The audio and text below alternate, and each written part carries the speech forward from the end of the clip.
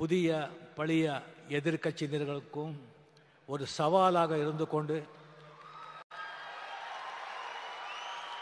வாங்க 26ல பார்க்கலாம் அப்படின்னு தனக்கே உறுதியான அந்த ஒரு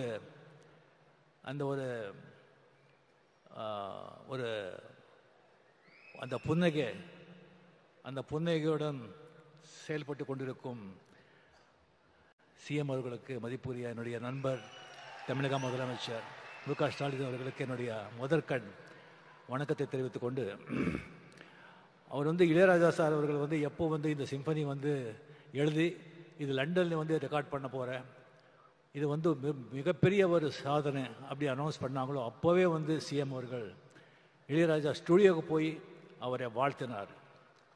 அது மட்டும் இல்லை, இந்த ரெக்கார்டிங் அவர் முடிச்சுட்டு வந்த பிறகு அவருக்கு ஏர்போர்ட்லேயே அரச மரியாதையுடன் வரவேற்று அவருக்கு பெரிய கௌரவம் செலுத்தணும் அப்படின்னு சொல்லி இந்த ஒரு மாபெரும் விழா, அந்த ஒரு எளிய பிரம்மாண்ட மனிதனுக்கு இந்த ஒரு பிரம்மாண்டமான ஒரு விழா நடத்தி இந்த மாதிரி அங்கே சம்பனி வாசித்தவங்களே இங்கே அரசு செலவில் இங்கே கொண்டு நம்ம கண்ணுக்கும் காதுக்கும் விருந்து அளித்திருக்காரு. அவருக்கு உங்கள் சார்பிலையோ என் சார்பிலையோ சிஎம் அவர்களுக்கு என்னுடைய மனமார்ந்த பாராட்டியும் நன்றிகளை தெரிவித்துக் கொள்கிறேன்.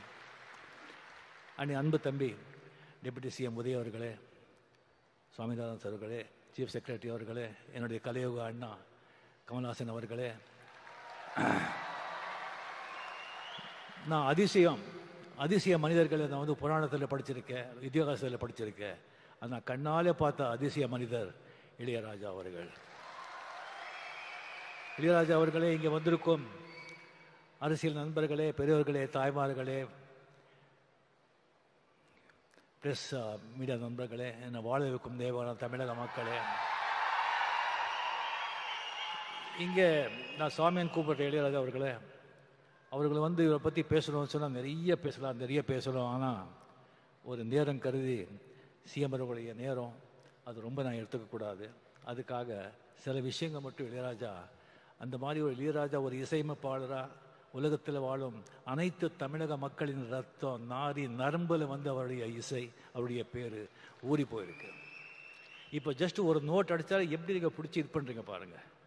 ஒரு 70s 80s 90ஸ்ல அவர் போட்ட பெட்டுகள், ஒரு பாட்டுகள் இப்போ கூட ஒரு ஃபிலிமில் ஒரு 2-3 பாட்டு போட்டு அந்த படம் சூப்பர் ஹிட் ஆகிடும். இப்போ கூலியில் கூட 2 பாட்டு நம்ம அதை நம்ம பயன்படுத்திக்கிட்டோம். ஸோ அந்த மாதிரி ஒரு அவர் இசையமைப்பாளர் இளையராஜா அவர்களை பற்றி எல்லாருக்கும் தெரியும். அதை விட ஜாஸ்தி ஒரு மனிதனாக பெரிய மாமனிதனாக அவரை நான் பார்த்துருக்கேன். அதுக்கு அவர் மேலே ரொம்ப கௌரவம்.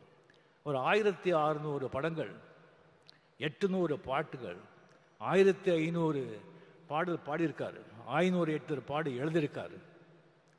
50 வருஷம், இது சாதாரண விஷயமா என்ன? சரி, அவரை நான் பல விதங்களில் 50 வருஷத்தில் பல நேரங்களை சந்திச்சிருக்கேன். ஃபஸ்ட்டு நான் பார்த்த 74ல் ஜிகே வெங்கடேஷ் கிட்ட ரெசிடெண்ட்டாக இருக்கும்போது, ஃபிலிம் இன்ஸ்டியூட்டில் படிக்கும்போது அந்த ஸ்டுடியோ ரவுண்ட் போகும்போது பார்த்தேன். ஒரு சின்ன ஒரு பையன் அதிர்ஷ்டிங்க பார்த்தேன். அதுக்கப்புறம் புவனாவரி கேள்விக்குறியில் ஒரு இளைஞன் இளையராஜா இன்சர்ட் பண்ணி ஒரு நல்ல க்ளீன் ஷேவ் பண்ணி அவரை நான் பார்த்தேன். அதுக்கப்புறம் ஒரு நாள் திடீர்னு பார்க்குறேன், கம்ப்ளீட்டாக ஒரு வேஷ்டி ஜுப்பா போட்டு ருத்ராட்சை போட்டு முடியெல்லாம் மொட்டை அடிச்சுட்டு பொட்டோட இருக்காங்க. ஒரு பார்த்த உடனே நான் சாமியான்னு கூப்பிட்டேன். இது என்ன சாமியான்னு சொன்னேன். இதுதான் சாமி ஒரிஜினல்னு சொன்னாங்க. அப்போலேருந்து அவர் எப்போவுமே சாமியான்னு நான் கூப்பிடுறேன். அந்த மாதிரி அவர்கிட்ட ஒரு வாட்டி பஞ்சுவரணாசாமி கூட ஒரு படத்துக்கு நான் கம்போசிங் போயிருந்தேன் ஷூட்டிங்கில். அப்படி போயிருக்கும்போது ஜஸ்ட்டு ராகங்கள் அப்படி வருது, ஜஸ்ட்டு 6 மணியை தொட்டு அப்படியே கொட்டுறாங்க. அதாவது அந்த பழைய காலத்தில் பட்டிக்காட்டில் அந்த நெல் குவியல் இருக்கும். அது ஒருத்தர் அளந்து கொடுப்பான், இன்னொருத்தர் தள்ளி கொடுத்துட்டு இருப்பான். அளந்து கொடுக்குறவன் தள்ளி கொடுக்க பற்றி பார்க்கவே மாட்டான். அந்த மாதிரி அந்த ராகங்களோட ராசியை அந்த ராக சரஸ்வதி ராக தேவி இந்த ராக தேவனுக்கு அப்படியே தள்ளி கொடுப்பான். இவர் அப்படியே அந்த ஹார்மோனியமில் அப்படியே அள்ளி கொடுக்குறார். அந்த மாதிரி ஒரு இது சில விஷயம் மட்டும் நான் சொல்கிறேன். நேரம் கருது ஒரு வாட்டி எனக்கு வாங்க ரஜினி உங்கள்கிட்ட பேசணும்னு சொன்னாங்க. என்ன சமாச்சாரம் சொல்லி போனால், இந்த மாதிரி ரஜினி உங்களுக்கு தெரியும், நம்ம பாவதார் அண்ணா வந்து அவர் மறைஞ்சிட்டார், இன்னொரு பாஸ்கர், இன்னொரு அமரன். கங்கேபரன் வந்து அப்படியே அவன் செட்டில் ஆகிட்டான், மியூசிக் பண்ணிவிட்டு டைரக்ட் பண்ணிக்கிட்டு அவன் செட்டில் ஆகிட்டான். அந்த பாஸ்கர் கொஞ்சம் செட்டில் பண்ணணும், நீங்கள் ஒரு படம் பண்ணணும் சொன்னாங்க. சரி சாமி நான் பண்ணிடுறேன் அப்படின்னு சொல்லி டேட் கொடுத்தேன். பஞ்சவர்ணாச்சலம் எல்லாம் பேசிக்கிறாங்கன்னு சொன்னாங்க. சரி ராஜாதி ராஜா படம் திங்க இது பண்ணி அதுக்கப்புறம் பார்த்தா ஆர் சுந்தரராஜன் ஒரு பெக்யூலர் டைரக்டர், பெரிய ஹிட் கொடுத்துருக்காரு, பட் சீனெல்லாம் இருக்காது அவர்கிட்ட. அதே ஒரு வித்தியாசமாக இருந்தது. எனக்கு என்னடா இது அப்படின்னு சொன்னால் அதுக்கப்புறம் பாஸ்கர் கம்ப்ளீட்டு படத்தை பற்றியே பேச மாட்டார், வேறு விஷயந்தான் அவர் பேசுவார். அதுக்கப்புறம் எனக்கு ஒரு டென்ஷன் ஆச்சு. அது பஞ்சு சார் ஊரில் எல்லாம் ஏதோ சொந்த காரியமாக போயிருந்தாங்க. ராஜாசாமி கிட்ட பிரசாத் ஸ்டுடியோ போயிட்டு, சாமி இந்த மாதிரி ரொம்ப டிஸ்டர்பாக இருக்குது, படம் எப்படி வரும்னு தெரியாது, இந்த மாதிரி பாஸ்கர் மாதிரி இருக்கார் அப்படின்னு சொன்னால் என்னை பார்த்து சிரித்தார். சுவாமி இந்த கதையை வந்து ஒரு லைன் கூட நான் படிக்கலை, எனக்கு தெரியாது, நீங்கள் படம் பண்ணுங்க. இந்த படம் சில்வர் ஜூப்ளி போகலைன்னா நான் 6 மணியும் தொட மாட்டேன், பாட மாட்டேன்னு சொன்னாங்க. அங்கே யாரோ ப்ரொடியூசர் இருந்தாங்க, இவர் தான் சாட்சி. எனக்கு டக்குன்னு அடிச்சது. சொல்கிறது செய்கிற ஆள் அவர். என்னங்க இப்படி சொல்கிறீங்க? நான் சொல்லலை சுவாமி, அந்த மூகாமிகா அந்த தாய் சொல்ல வைக்கிறான், நான் சொன்னேன், அவ்வளோதான், நீங்கள் போங்க. எனக்கு இன்னும் டென்ஷன் ஏறிடுச்சு எனக்கு. ஓ என்னையா இது? அதுக்கு போய் ஊட்டியில் போகிறேன், ஒரு பாஸ்கர் மார்னிங் வந்து அப்படியே வந்து காதில், ரஜினி நல்ல மழை, இன்னைக்கு ஷூட்டிங் இல்லை, இந்த 2 நாள் மழை, மட்டன் குழம்பு இட்லி அப்படின்னு. அந்த மாதிரி எனக்கு 25 வாரம் என்னடா இதுன்னு சொல்லிட்டு எனக்கு ரொம்ப டென்ஷன் ஆகிட்டு, அதுக்கப்புறம் நானே மென்டலி முடிவு பண்ணியிருந்தேன். நோ அப்படின்னு சொல்லி ஒரு 10 எக்ஸிபிட்டர்ஸு 10 சென்டரில் வந்து நம்ம தெரிஞ்சவங்க கிட்ட படம் சரியாக ஓலைன்னா கூட நாமளே பணம் கொடுத்து சில்வர் ஜூப்ளி ஓட்டிடலாம் அப்படின்னு சொல்லி மைண்டில் செட்டிலாக இருந்தேன் நான். படம் சொன்ன மாதிரி சில்வர் ஜூப்ளிங்க, சில்வர் ஜூப்ளி. என்ன ஒரு நம்பிக்கை, ஒரு கான்ஃபிடென்ஸ். எனக்கு ஒரு கடவுள் நம்பிக்கை இருக்குது, ஆனால் இந்த மாதிரி ஒரு நம்பிக்கை, சரண்டர் சொன்னால் அதெல்லாம் பலிக்கும். ஸோ அந்த மாதிரி வந்து கம்ப்ளீட்லி வந்து அவர் வந்து இளையராஜா, சாரி கமல், ரஜினிகாந்த், விஜயகாந்த், ராமராஜன், முரளி, மோகன் எல்லாருக்கும் ஒரே டைமில் மியூசிக் போட்டு கொடுக்குறாரு. பட் எல்லாருக்கும் ஒரே மாதிரி தான் பண்ணுறேன்னு சொல்லாது உண்மையிலே. கமல்ஹாசன் மட்டும் கொஞ்சம் எக்ஸ்ட்ரா, அது ஆல்ரெடி சொல்லியிருக்கேன் நான், அது சிஎம் முன்னாலேயே அதை நான் பதிவு பண்ணுறேன். கமலுக்கு தான் அவர் கொஞ்சம் ரொம்ப ஜாஸ்தி. இது ஒன்றும் இல்லைங்க, வீதியில் மான் போல் வந்தவனை யார் அடித்தாரோ உன்னை யார் அடித்தார், அவர் மட்டும் பாட்டு 1000 பேர் அப்படியே கண்ணில் அழுதுருவீங்க. ஒவ்வொரு பாட்டும் அந்த மாதிரி ஒரு பாட்டு. சரி அந்த மாதிரி வந்து இளையராஜா வந்து அந்த மாதிரி ஒரு கொடிக்கட்டி பறந்தார். பட் ஒன்றுங்க, ஆக்சுவலி வந்து எப்போவுமே வந்து சக்ஸஸே வந்துட்டு இருந்தால் அந்த சக்ஸஸோட அருமை தெரியாது. அப்பப்போ ஃபெயில்யூர் வரணும், ஃபெயில்யூர் வந்தால் தான் சக்ஸஸோட அருமை தெரியும். ஸ்பீட் பிரேக்கர் மாதிரி கம்ப்ளீட் அவர் அப்படி போயிட்டு இருந்தவர் வந்து இன்னொரு வந்து இசை அமைப்பாளர் வர்றாங்க. வந்த உடனே எல்லாரும் அந்த பக்கம் சாயிறாங்க. அவருக்கு போய்ட்டு வந்து கோடியாக சம்பாதிச்ச ப்ரொடியூசர்ஸ், டைரக்டர்ஸ், திங் அவங்க எல்லாம் போகிறாங்க, ஆர்டிஸ்ட்டும் போகிறாங்க, இன்க்ளூடிங் ரஜினிகாந்த். பட் அவரை பற்றி அவர் எந்த கவலையும் படல. டிஎன் நகர்லேருந்து பிரசாத் ஸ்டுடியோக்கு ஒரு வண்டி 6:30 மணிக்கு எப்போ அப்படியே போயிட்டே இருந்தது. அந்த 6 மணியும் வாசிச்சுட்டே இருந்தது, ரெக்கார்டிங் எழுதுகிட்டே இருந்தது. அது வந்து திடீர்னு சொல்லி பாஸ்கர் காலமானார். திடீர்னு சொல்லி அவர் உசிராக நேசித்த ஒரு மனைவி ஜீவா அவங்க காலமானார். அதுக்கப்புறம் பவதாரணி, ஒரே டாக்டர்னால் அவ்வளோ அன்பு, அவ்வளோ பிரியம். சும்மா அப்படி உட்காந்துருப்பாங்க, டாக்டர் வந்து அதுக்கு கரண்ட் வந்த மாதிரி அவங்க இறந்து போகிறாங்க. அந்த 6 மணி வாசித்தே இருக்கும், 6:30 மணிக்கு அந்த வண்டி போயிட்டே இருக்கும் பிரசாத் ஸ்டுடியோக்கு. எந்த ஸ்தலமும் இல்லை, எந்த இதுவும் இல்லை. கம்ப்ளீட்லி அவருடைய உலகமே வேறு. இங்கே நம்ம உலகத்தில் அவர் இல்லை, இசை உலகத்தில் அவர் இருக்கார். அப்பப்போ இங்கே வந்துட்டு போகிறார், அவ்வளோதான்.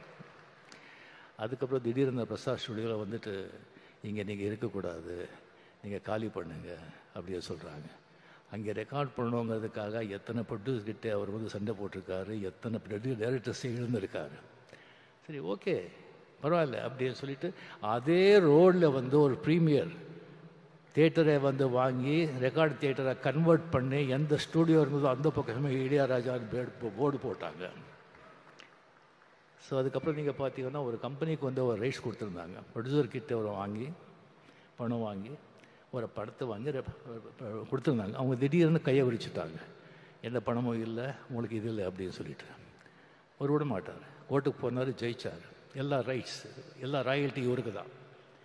அவருக்கு தலைமை திஸ்திக்கு இல்லாமல் எந்த டிவிலையோ எந்த ரேடியோலையோ எந்த படத்துலேயோ எங்கேயோ கச்சேரி கான்சர்ட்டில் பாடக்கூடாதுன்னு சொல்லி 9 மணிக்கு அனௌன்ஸ் பண்ணுங்கன்னு சொன்னாங்க. எஸ்பி பாலசுப்ரமணியம் வந்து அமெரிக்காவில் பாடிட்டுருக்காங்க 6 மணி. சாமி சாரி இப்போ சொன்னால் அவருக்கு பாடிட்டுருக்காரு, உங்கள் பாட்டு பாட முடியாதுன்னு சொன்னால் சட்டம் பைலா எல்லாருக்கும் ஒன்று தானே, என்ன இருக்கோ இது பண்ணுங்க.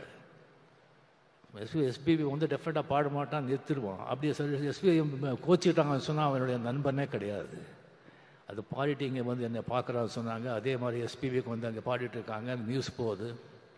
அங்கேயே அனௌன்ஸ் பண்ணி இனிமேல் இளையராஜா பாட மாட்டேன், வேறு மியூசிக் டைரக்டர் பாட மாட்டேன்னு நிறுத்திட்டு சென்னை வந்தோடனே அவங்க பார்த்தாங்க. 2 பேர் அந்த இண்டஸ்ட்ரி இழந்தது. ஒன்று எஸ்பி பாலசுப்ரமணியம், இன்னொன்று விவேக். இது 2 பேர் இடத்தையும் யாராவது நிரப்பவே முடியாது. அந்த கோவிடில் வந்து எஸ்பிபி இறந்த உடனே பிரதருக்கு சிந்தாத கண்ணீர், பொண்டாட்டுக்கு சிந்தாத கண்ணீர், டாக்டருக்கு சிந்தாத கண்ணீர், நண்பனுக்காக கண்ணீர் சிந்தார். அதுக்கப்புறம் வந்து ஒரு சர்ச்சை வந்தது, ஒரு டிபேட். ஒரு பாட்டு வெட்டு ஆகணும்னு சொன்னால் மெட்டா இல்லை வரிகளா அப்படின்னு ஃபுல் டிபேட், வாக்விவாதங்கள். டிபேட் இருக்கணும், வாக்விவாதம் நடக்கணும், கருத்தை வச்சு நடக்கணும், அப்படியே தனி மத தாக்குதல் இருக்கக்கூடாது. அது என்னுடைய அன்பு. அது இது ஸோ இது பண்ணிட்டு இருக்காங்க. ஒரு 2 மாதம் ஆச்சு, 2 மாதம் ஆச்சு. அப்போ தான் இளையராஜா மீடியா கிட்டே வந்தாங்க. பண்ணிக்கும் போது சார் இந்த மாதிரி டிபேட் நடந்துட்டுருக்கேன்னு சொல்லும்போது, அப்படியா, அது எல்லாம் நமக்கு தெரியாது. சரியாக வந்துட்டு 2 நாள் வந்துட்டு 2000-3000 பேஜஸ்க்கு வந்து நான் சிம்ஃபனி எழுதியிருக்கேன், இது வந்து அங்கே வந்து ரெக்கார்ட் பண்ண போகிறேன் அப்படி சொல்லி போகும்போது வந்து மீடியா கிட்டே சொல்கிறாங்க, இந்த மாதிரி சிம்ஃபனி யாருமே இது வரைக்கும் எழுதுதில்லை, பண்ணது.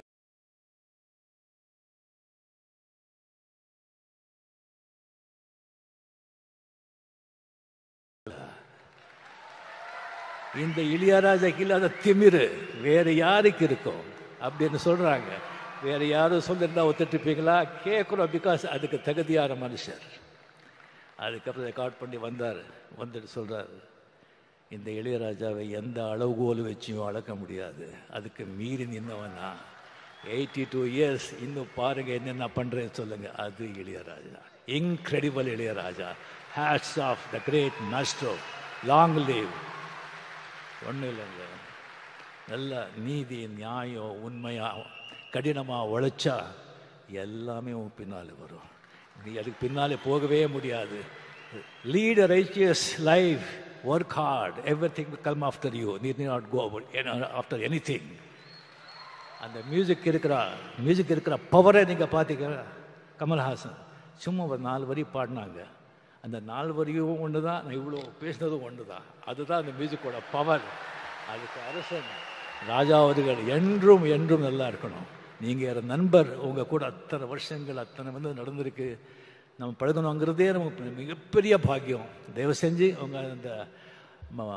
உங்கள் ஆடியோ பயோகிராஃபி, உங்கள் சுயசரிதியை வந்து படமாக வந்து எவ்வளோ சீக்கிரம் முடியுமோ அவ்வளோ சீக்கிரம் ரிலீஸ் பண்ணுங்கள்.